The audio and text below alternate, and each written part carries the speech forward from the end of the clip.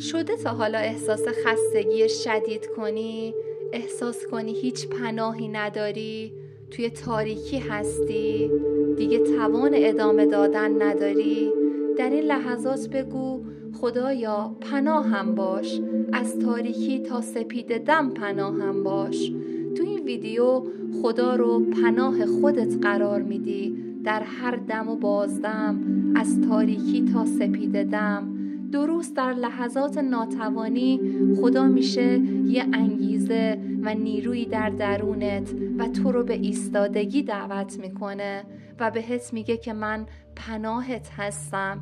میگه تو میتونی، تو قوی تر از اونچه که فکر میکنی هستی.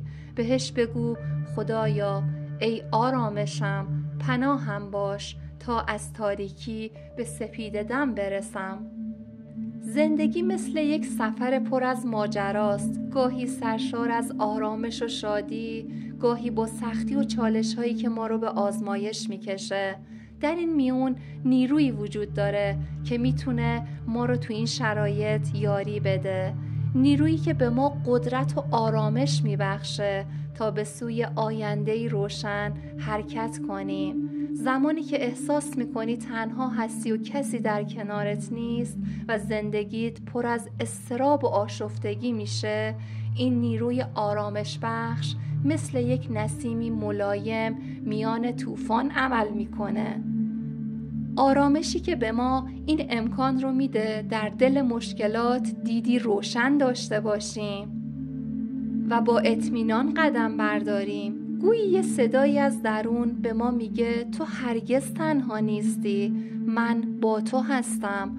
زمانی که مسیر پیش روت تاریک و دشوار به نظر میرسه، این نیرو با الهام بخشی ما رو به سمت تصمیمات درست هدایت میکنه. اینها یادآور این هستش که در هر شرایطی امید وجود داره. کافیه به درون خودت رجوع کنی و به نیرویی که ما رو زنده نگه می‌داره اعتماد کنی و باور کنی توانایی عبور از هر چالشی رو داری. امید و ایمان و اعتماد به این نیرو کلیدهایی هستند که به ما کمک می‌کنند در تاریک‌ترین لحظات خودمون رو پیدا کنیم. باور داشته باشیم که همیشه امید وجود داره که میتونه از راه‌های غیر منتظره به ما برسه. سختی‌ها بخشی از زندگی ما هستند. هیچ کسی نمیتونه ادعا کنه که یک زندگی بدون سختی داره، ولی چیزی که مهمه امیدیه که به هر کدوم از ما کمک میکنه تا به همون یادآوری بشه پس از هر تاریکی نوری در راهه. گاهی در سخت‌ترین لحظات احساس میکنیم هیچ راهی برای خروج از مشکلمون وجود نداره. لحظه‌ای تأمل کن، شاید همین سختی‌ها فرصتی باشه برای بازنگری نقاط ضعف و قوتت که باید به دنبال راه‌هایی برای عبور از این موانع باشی. دوست عزیزم، اگه تا اینجای ویدیو همراه من بودی ممنون میشم که حتما لایک کنی. زندگی همواره با خودش چالش میاره، ولی ما هستیم که تصمیم میگیریم چطوری با این چالش ها روبرو بشیم. میتونیم اجازه بدیم که این چالش ها ما رو شکست بدن یا از اونها برای پیشرفت و رشد خودمون استفاده کنیم. هر کجا که هستی و هر شرایطی رو که داری تجربه میکنی، بدون که هیچ سختی برای همیشه دوام نخواهد داشت. نوری در انتهای تونل زندگی شما وجود داره و این نور نشانی از امیده که همیشه در دسترس توه.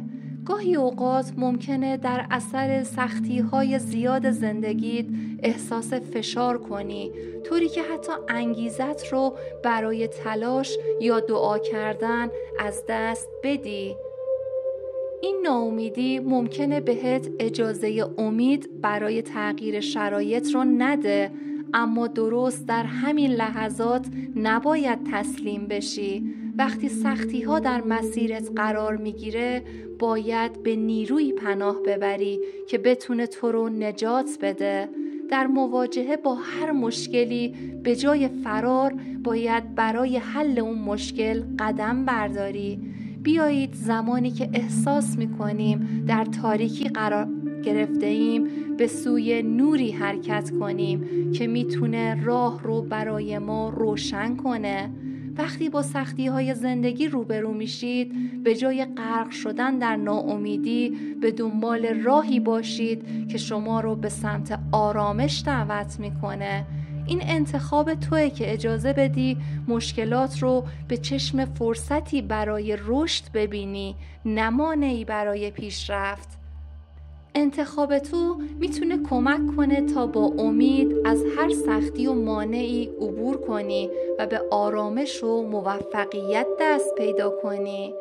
آنچه که خدا از تو میخواد ایمانه. طوری روی خدا سرمایه گذاری کن که وقتی دچار مشکل میشی ابتدا سراغ خدا بری. خدا باید اولین و آخرین پناهگاه تو باشه. به یاد داشته باش که یک نقطه اتکا میتونه بهت کمک کنه که به مشکلاتت غلبه کنی. در شرایطی که احساس میکنی همه چیز از کنترلت خارج شده، کمی توقف کن. یه نفس عمیق بکش. به خودت یادآوری کن که این شرایط موقتیه. شما قدرتی در درونتون دارید که میتونید با اون مشکلاتتون رو مدیریت کنید. به جای تمرکز بر روی ترس و نگرانی، به اقدامات کوچیکی فکر کن که میتونه تغییرات خیلی مثبتی توی زندگیت ایجاد کنه.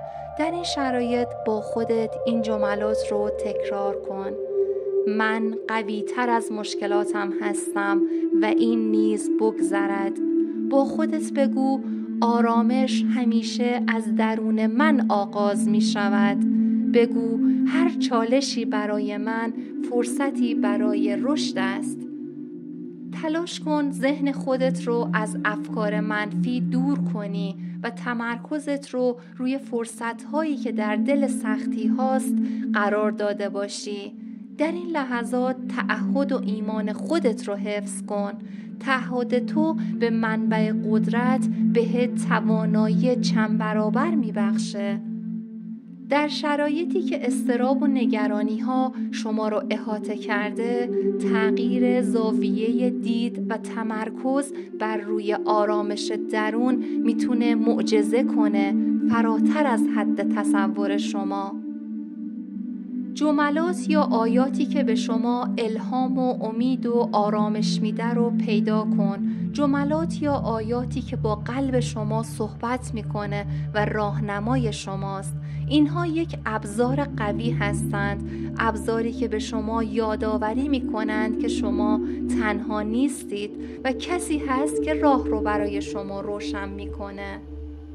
بیایید با ایمان و تعهد و امید زندگی پر از آرامش برای خود بسازیم. اجازه بده تا نیروی قوی تر از مشکلات تو راهنمای تو باشه. دوست عزیزم، خوشحال میشم نظر ارزشمندت رو پایین همین ویدیو برام بنویسی. دوستتون دارم. روزهایتان به عشق و روزتان به خیر و شادی.